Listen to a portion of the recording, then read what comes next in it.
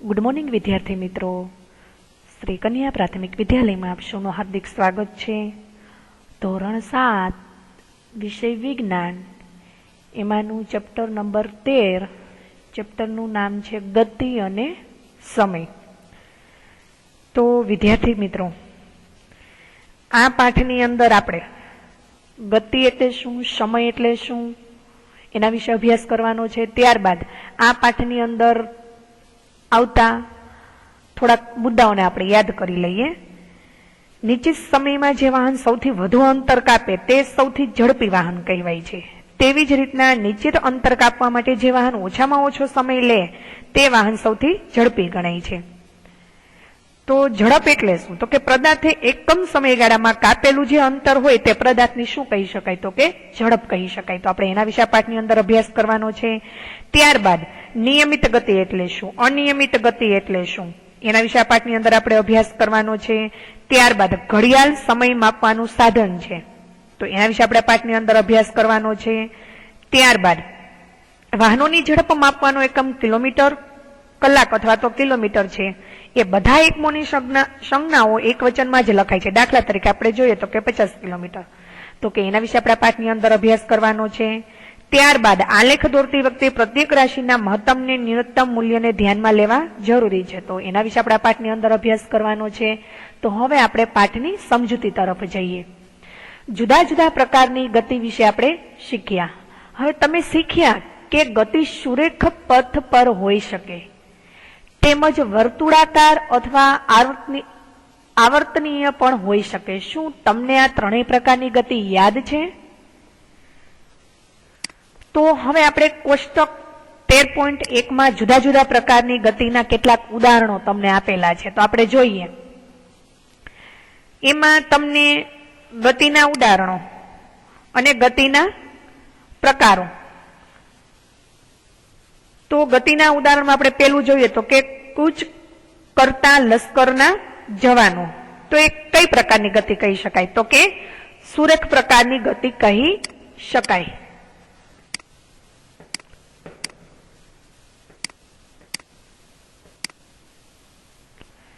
તેવી જ રીતના સીધા રસ્તા પર ગતિ કરતું બળદગાડું, તો એ પણ કઈ કહી શકાય? તો કે સુરેખ ગતિ. ત્યારબાદ દોડતા ખેલાડીના હાથ, તો એ કઈ ગતિ કહી શકાય? તો કે એ દોલન ગતિ કહી શકાય.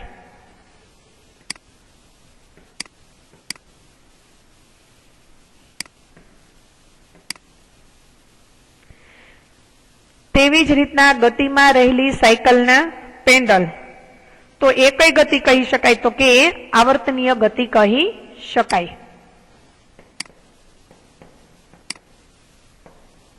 એવી જ રીતના સૂર્યની આસપાસ પૃથ્વીની ગતિ, તો એ કઈ ગતિ કહી શકાય? તો એ વર્તુળાકાર ગતિ.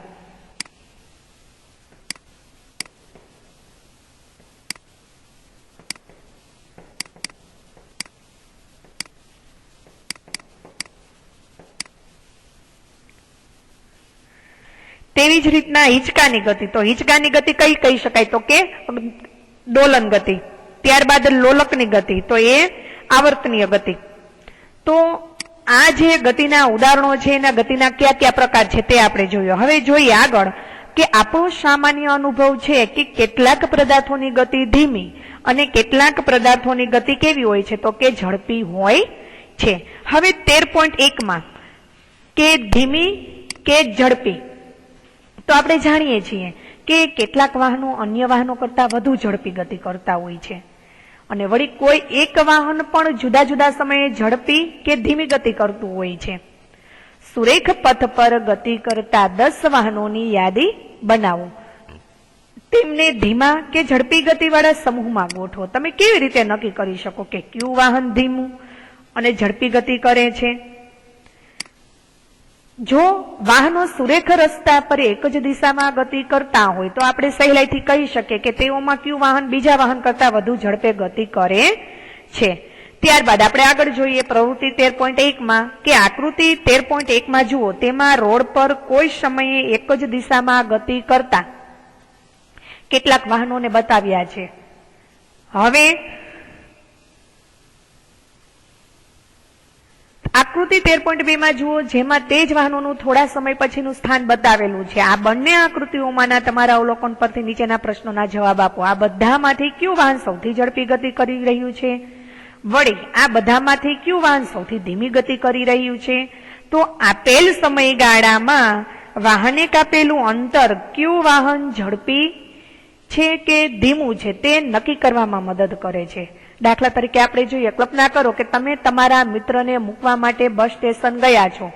ધારો કે બસ ગતિ કરવાનો પ્રારંભ કરે ત્યારે તે જ સમયે તમારી સાયકલને પેન્ડલ મારવાનું શરૂ કરો છો. 5 મિનિટ બાદ બસ વડે કપાયેલ અંતર કરતા તમારા વડે કપાયેલું અંતર ઘણું ઓછું હોય છે. તમે કહી શકો કે બસ તમારી સાયકલ કરતા ઝડપી ગતિ કરે છે. આપણે વારંવાર કહીએ છીએ કે ઝડપી વાહનની ઝડપ વધારે હોય છે. 100 મીટરની રેસમાં કોની ઝડપ સૌથી વધુ છે તે નક્કી કરવું સરળ છે. જે 100 મીટરનું અંતર કાપવા માટે ઓછામાં ઓછો સમય લે છે તો તે સૌથી ઝડપી ગણાય છે. ત્યારબાદ 13.2 માં તમને કહ્યું છે ઝડપ. તમે ઝડપ શબ્દથી પરિચિત છો. ઉપર આપેલા ઉદાહરણમાં ઓછા સમયગાળામાં આપેલું અંતર કપાય કે આપેલા સમયગાળામાં વધુ અંતર કપાય તેવો નિર્દેશ થતો હોવાનું લાગે છે. એકમ સમયગાળામાં 2 કે તેથી વધુ વાહનો પૈકી તેમણે કાપેલા અંતરની સરખામણી કરવાથી કયું વાહન ઝડપી ગતિ કરે છે તે શોધી કાઢવું વધુ અનુકૂળતા ભર્યું છે. આથી જો 1 કલાકમાં 2 બસ વડે કપાયેલા અંતરને તે પદાર્થની શું કહી શકાય છે? તો કે ઝડપ કહેવાય છે. પદાર્થે એકમ સમયગાળામાં કાપેલા અંતરને તે પદાર્થની ઝડપ કહેવાય છે. હવે જ્યારે આપણે કહીએ કે કારની ઝડપ 50 કિલોમીટર પ્રતિ કલાક છે તે દર્શાવે છે કે કાર 1 કલાકમાં 50 કિલોમીટર અંતર કાપશે. જો કે કાર ભાગ્યે જ અચળ ઝડપે 1 કલાક સુધી ગતિ કરી શકે છે. વાસ્તવમાં તે ધીમેથી ગતિનો પ્રારંભ કરીને ત્યારબાદ તે ઝડપ પકડે છે. આથી જ્યારે આપણે કહીએ છીએ કે કારની ઝડપ 50 કિલોમીટર પ્રતિ કલાકની છે ત્યારે આપણે સામાન્ય રીતે 1 કલાકના સમયગાળામાં તેણે આંતરેલું અંતર ધ્યાનમાં લઈએ છીએ. 1 કલાક દરમિયાન કાર અચળ ઝડપે ગતિ કરે છે કે નહીં તે બાબતની આપણે ચિંતા કરતા નથી. અહીં મળેલી ઝડપની ગણતરી એ વાસ્તવમાં કારની સરેરાશ ઝડપ જ છે. આ પ્રકરણમાં આપણે સરેરાશ ઝડપને જ ઝડપ નામની રાશિ તરીકે ઓળખીશું. આથી આપણા માટે કાપેલું અંતર, કુલ અંતર અને તે માટે લાગતા સમયનો ગુણોત્તર એ જ ઝડપ તરીકે દર્શાવવું યોગ્ય છે. તો અહીં તમને કહ્યું છે કે ઝડપ બરાબર, તો ઝડપ બરાબર તો કે કાપેલું અંતર, કાપેલું કુલ અંતર અને નીચે જોઈએ તો કે તે માટે લાગતો કુલ સમય. હવે આપેલ પદાર્થ ચોક્કસ અંતર કાપવા માટે લીધેલા સમય માપીને ઝડપ નક્કી કરી શકાય છે. તો અંતર કેવી રીતે માપવું તે તમે આગળના ધોરણમાં શીખી ગયા, પરંતુ આપણે સમય કેવી રીતે માપશું તો ચાલો તે આપણે શોધીએ. હવે ત્યારબાદ આપણે જોઈએ તો કે 13.3 માં સમયનું તમને માપન આપેલું છે. જો તમારી પાસે ઘડિયાળ ન હોય તો દિવસમાં કેટલા વાગ્યા છે તે તમે કેવી રીતે નક્કી કરશો? આપણા પૂર્વજો માત્ર પડછાયાને જોઈને દિવસના આશરે કેટલો સમય થયો છે તે કહી શકતા હતા. તમને તે વાતની નવાઈ લાગે છે ને? આપણે 1 મહિનાનો કે 1 વર્ષનો સમયગાળો કેવી રીતે માપી શકીએ? તો આપણા પૂર્વજોએ નોંધ્યું કે કુદરતની બનતી ઘણી ઘટનાઓ ચોક્કસ સમયગાળે પોતાનું પુનરાવર્તન કરે છે. ઉદાહરણ તરીકે તેમણે શોધી કાઢ્યું કે રોજ સવારે સૂર્ય ઉગે છે. એક સૂર્યોદય બાદ બીજા સૂર્યોદય સુધીના સમયગાળાને આપણે 1 દિવસ કહે છે. રોજ સવારે સૂર્ય ઉગે છે, એક સૂર્યોદય બાદ બીજા સૂર્યોદય સુધીના સમયગાળાને 1 દિવસ કહે છે. તે જ રીતે 1 અમાસ પછી બીજી અમાસ વચ્ચેના માપેલા સમયગાળાને 1 માસ કહે છે. સૂર્યની ફરતે પૃથ્વીને એક પરિક્રમણ પૂર્ણ કરવા માટે લાગતા સમયગાળાને 1 વર્ષ તરીકે નક્કી કરવામાં આવ્યો. એક દિવસના સમયગાળા કરતા નાના સમયગાળાને માપવાની આપણને વારંવાર જરૂર પડે છે. ઘડિયાળ અને કાંડા ઘડિયાળ એ સમય માપનના સામાન્ય સાધનો છે. તમને ક્યારેય પણ નવાઈ લાગી છે કે ઘડિયાળ તથા કાંડા ઘડિયાળ કેવી રીતે સમયનું માપન કરે છે? ઘડિયાળની કામગીરી જટિલ હોય છે, પરંતુ તે બધી કોઈક આવર્ત ગતિનો ઉપયોગ કરતી નથી. તો વિદ્યાર્થી મિત્રો, તમે નીચે આકૃતિમાં જોઈ શકો છો, એ બી ને સી ની આકૃતિમાં, કે એ આકૃતિ જે આપણને જોવા મળે છે તે કઈ ઘડિયાળ છે? તો કે તે દિવાલ ઘડિયાળ છે. ત્યારબાદ બી માં તમને ટેબલ ઘડિયાળ જોવા મળે છે. ત્યારબાદ તમને નીચેમાં સી માં એ તમને ડિજિટલ ઘડિયાળ તમે જોઈ શકો છો. તો આકૃતિ 13.3 માં કેટલીક તમને સામાન્ય ઘડિયાળો આપેલી છે. તો ઘડિયાળની કામગીરી જટિલ હોય છે, પરંતુ તે બધી કોઈ આવર્ત ગતિનો ઉપયોગ કરતી હોય છે. તો આવર્ત ગતિનું સૌથી વધુ જાણીતું ઉદાહરણ તો કે સાદું લોલક છે. હવે તમને આકૃતિ 13.4 માં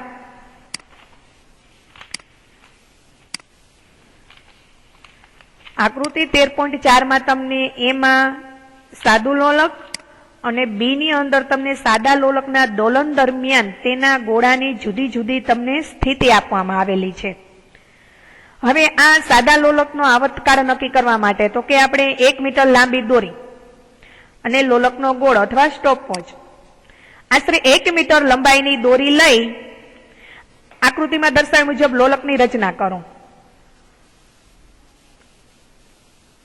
લોલકના ગોળાને તેના મૂળ સ્થાન O પર સ્થિર થઈ જવા દો.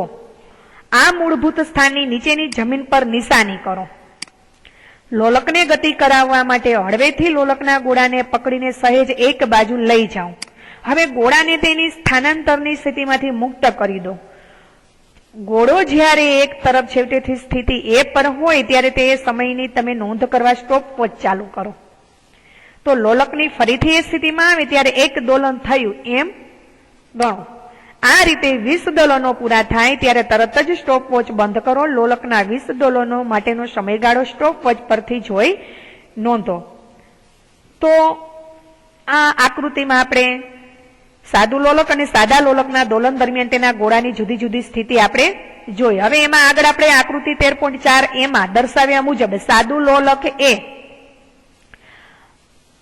દ્રઢ આધાર પરથી દોરી વડે લટકાયેલા ધાતુના નાના ગોળા કે પથ્થરના ટુકડાની રચના છે. ધાતુના ગોળાને લોલકનો બોમ્બ કહે છે. આકૃતિ 13.4 એમાં દર્શાવે છે કે લોલક તેના મૂળભૂત સ્થાને સ્થિર છે. જ્યારે લોલકના ગોળાને થોડાક અંતરે એક બાજુ લઈ જઈને મુક્ત કરવામાં આવે છે ત્યારે તે એક બાજુથી બીજી બાજુ ગતિ કરવા લાગે છે. આકૃતિ 13.4 બી માં જે તમે જોઈ શકો છો. તો સાદા લોલકની આ એક બાજુથી બીજી બાજુની ગતિ એ આવર્ત ગતિ અથવા તો દોલન ગતિનું ઉદાહરણ છે. હવે જ્યારે લોલકનો ગોળો તેના મૂળભૂત સ્થાન O થી એ સ્થાને આવ્યા બાદ બી સ્થાને આવીને O સ્થાને પાછો આવે ત્યારે લોલકનું 1 દોલન પૂર્ણ થયું ગણાય. વળી લોલકના ગોળાના એક તરફના મહત્તમ સ્થાનાંતર A થી બીજી બાજુના મહત્તમ સ્થાનાંતર B સુધીની ગતિ બાદ તે પાછો પ્રથમના મહત્તમ સ્થાનાંતરના A બિંદુએ પાછો ફરે તો તેને પણ લોલકનું 1 દોલન કહેવાય. લોલકને 1 દોલન પૂર્ણ કરવા માટે લાગતા સમયને તેનો આવર્તકાળ કહે છે. હવે ત્યારબાદ પ્રવૃત્તિ 13 આપણે 2 માં જોઈએ. આશરે 1 મીટર લંબાઈની દોરી કે પાતળો તાર લઈને આકૃતિ 13.4 એ મુજબ લોલકની રચના કરો. નજીકમાં જો કોઈ પંખો ચાલુ હોય તો તેને બંધ કરી દો. લોલકના ગોળાને તેના મૂળભૂત સ્થાન O પર સ્થિર થઈ જવા દો. આ મૂળભૂત સ્થાનની નીચેની જમીન પર કે પાછળની દિવાલ પર નિશાની કરો. લોલકનો આવર્તકાળ માપવા માટે આપણને સ્ટોપવોચની જરૂર પડશે.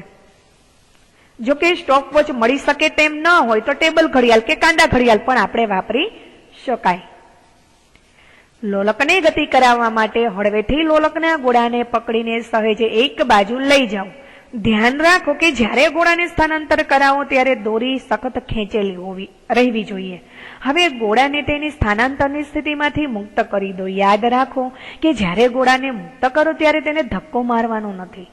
ગોળો જ્યારે મૂળભૂત સ્થાને હોય ત્યારે ઘડિયાળમાં સમય નોંધો.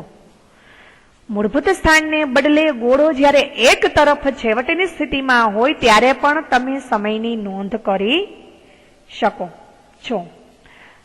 લોલકના 20 દોલનો માટેનો સમયગાળો માપો. કોષ્ટક 13.2 માં તમારા અવલોકનો નોંધો. કોષ્ટકમાં પહેલું અવલોકન નમૂના તરીકે તમને દર્શાવેલું છે,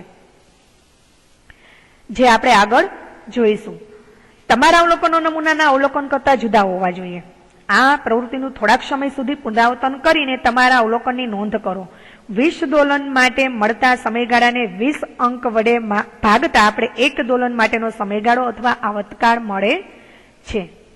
શું તમારા લોલકનો આવર્તકાળ બધા અવલોકનો માટે લગભગ સમાન છે? એ નોંધો કે મૂળભૂત સ્થાનાંતરમાં થતો નજીવો ફેરફાર લોલકના આવર્તકાળને અસર કરતો નથી.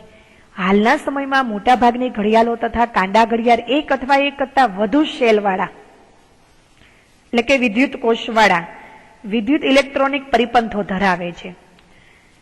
હવે તમને કોષ્ટક 13.2 માં સાદા લોલકનો આવર્તકાળ તમને આપેલો છે. દોરીની લંબાઈ બરાબર તમને 100 સેન્ટીમીટર કહ્યું છે, તો એમાં તમને ક્રમ 1, 2, 3 આપેલા છે. એમાં 20 દોલન માટેનો સમયગાળો અને સામે બાજુમાં તમને આવર્તકાળ માટેનો આપેલો છે. તો 20 દોલન માટેનો સમયગાળો તમને 42 સેકન્ડ આપેલો છે અને આવર્તકાળ તો કે 2.1 સેકન્ડ. ત્યારબાદ બીજું આપણે જોઈએ તો એમાં તમને 43 સેકન્ડ આપેલી છે અને આવર્તકાળ એનો તો કે 2.0 સેકન્ડ. ત્યારબાદ ત્રીજા ક્રમમાં 42 સેકન્ડ અને સામે આવર્તકાળ એનો 2.1 સેકન્ડ આપેલો છે. તો આ ઘડિયાળોને ક્વાર્ટર્સ ક્લોક કહે છે. ક્વાર્ટર્સ ક્લોક વડે માપતો સમય પહેલાની ઘડિયાળો કરતા વધુ ચોકસાઈ ધરાવે છે. હવે ત્યારબાદ સમય તથા ઝડપના એકમ. તો સમયનો મૂળભૂત એકમ સેકન્ડ છે, તેને આપણે એ સંજ્ઞા વડે દર્શાવાય છે. સમયના મોટા એકમો મિનિટ અને કલાક છે. આ એકમો પરસ્પર કેવો સંબંધ ધરાવે છે તે તમે જાણો છો. ઝડપનો મૂળભૂત એકમ કયો હોવો જોઈએ? ઝડપ એ અંતર સમય હોવાથી તેનો મૂળભૂત એકમ ms છે. જો કે તેને એમ મીન અથવા કિલોમીટર જેવા એકમો વડે દર્શાવી શકાય છે. તમારે એ યાદ રાખવું જોઈએ કે બધા એકમોની સંજ્ઞાઓ એકવચનમાં જ લખાય છે. ઉદાહરણ તરીકે 50 કિલોમીટર લખીએ છીએ તો 50 કિલોમીટર નહીં, અથવા તો 8 cm લખીએ છીએ, 8 cms નહીં. બુજોને નવાઈ લાગે છે કે એક દિવસની કેટલી સેકન્ડ તથા એક વર્ષના કેટલા કલાક થાય? તમે તેને મદદ કરી શકશો? જરૂરિયાત મુજબ સમયના જુદા જુદા એકમો વાપરવામાં આવે છે. ઉદાહરણ તરીકે તમારી ઉંમરને દિવસ અને કલાકમાં દર્શાવવાને બદલે વર્ષમાં દર્શાવી સગવડતા ભરી છે. તે જ રીતે તમારા ઘર અને સ્કૂલ વચ્ચે કાપેલા અંતર માટેનો સમય વર્ષમાં દર્શાવવો ડાપણ ભર્યું નથી. 1 સેકન્ડનો સમયગાળો કેટલો મોટો કે નાનો છે? તમને મોટેથી 2001 બોલતા જે સમય લાગે છે તે લગભગ 1 સેકન્ડ હોય. મોટેથી 2001 થી 2010 સુધી બોલીને ખાતરી કરો. સામાન્ય રીતે તંદુરસ્ત પુખ્ત વ્યક્તિની આરામની વ્યવસ્થા તેનું હૃદય 1 મિનિટમાં લગભગ 72 વખત ધબકારા કરે છે, એટલે કે 10 સેકન્ડમાં 12 વખત ધબકે છે. બાળકો માટે આ દર સહેજ વધુ હોય છે. તો લોલકવાળા ઘડિયાળો પ્રચલિત બન્યા છે. તે પહેલા દુનિયાના જુદા જુદા ભાગોમાં સમયના માપન માટેના ઘણા સાધનો વપરાતા હતા. છાયાયંત્રો, જળઘડી અને રેતઘડી એ આવી રચનાઓના કેટલાક ઉદાહરણો છે. આ સાધનોની જુદી જુદી રચનાઓ દુનિયાના જુદા જુદા ભાગોમાં વિકાસ પામી હતી. હવે ત્યારબાદ આપણે 13.4 માં ઝડપનું માપન જોઈએ. તો સમય અને અંતરનું માપન કેવી રીતે કરવું તે શીખી ગયા. તમે પદાર્થની ઝડપની ગણતરી કરી શકો છો. ચાલો આપણે જમીન પર ગતિ કરતા દડાની ઝડપ માપીએ. તો પ્રવૃત્તિ 13.13 માં આપણે સમજીએ કે જમીન પર ચોક પાવડર અથવા ચૂનાથી સીધી રેખા દોરીને તમારા મિત્રને તેનાથી 1 કે 2 મીટર દૂર ઉભા રહેવાનું કહો. આ રેખાને લંબ દિશામાં જમીન પર હળવેકથી દડાને રગડાવવાની સૂચના આપો. દડો રેખાને ઓળંગે ત્યારે અને અટકી જાય ત્યારે તે માટેના સમયની નોંધ કરો. આકૃતિ 13.6 માં દડાને અટકી જવા માટે કેટલો સમય લાગશે? હવે તમને અહીં આકૃતિમાં એ દિલ્હીના જંતર મંતરનું છાયા યંત્ર આપેલું છે. આકૃતિ 13.5 માં કેટલીક પુરાતન સમય માપનની રચનાઓ આપેલી છે. એમાં બી માં તમને રેત ઘડી આપેલી છે અને સી માં તમને જળ ઘડી આપેલી છે. તો 13.6 માં દડાની ઝડપનું માપન કરવું એ તમને કહ્યું છે. એમાં દડાને રેખાએ ઓળંગી તે સ્થાન અને દડો અટકી ગયો તે સ્થાન વચ્ચેનું અંતર માપો. તે માટે તમે ફૂટપટ્ટી કે માપન પટ્ટી વાપરી શકો છો. જુદા જુદા સમૂહ વડે આ પ્રવૃત્તિનું પુનરાવર્તન કરો. કોષ્ટક 13.3 માં અવલોકનની નોંધ કરો. દરેક કિસ્સામાં દડાની ઝડપની ગણતરી કરો. તમને તમારા મિત્ર સાથે ચાલવાની ઝડપ કે સાયકલિંગ ઝડપની સરખામણી કરવી જરૂર ગમશે. તે માટે તમારે તમારી શાળાનું તમારા ઘરથી કે બીજા કોઈ સ્થાનથી અંતર જાણવું જરૂરી બને છે. ત્યારબાદ દરેક તે અંતર માપવા માટે લાગતો સમય માપીને ઝડપની ગણતરી કરી શકે છે. તમારામાંથી કોણ ઝડપી છે તે જાણવું તમને ગમશે. કોષ્ટક 13.4 માં કેટલાક પ્રાણીઓની ઝડપ કિલોમીટરમાં આપેલી છે તો તમે તેને જાતે MS માં ગણી કાઢો. હવે તમને કોષ્ટક 13.13 માં ગતિ કરતા દડા વડે કાપેલું અંતર અને તે માટે લાગતો સમય આપેલો છે. તો વિદ્યાર્થી મિત્રો, આ પાઠ આપણે અહીં સુધી જ ભણશું. ત્યારબાદ જે 13.3 નું જે કોષ્ટક આપેલું છે ત્યાંથી આપણે લેક્ચર 2 માં ભણીશું. Thank you.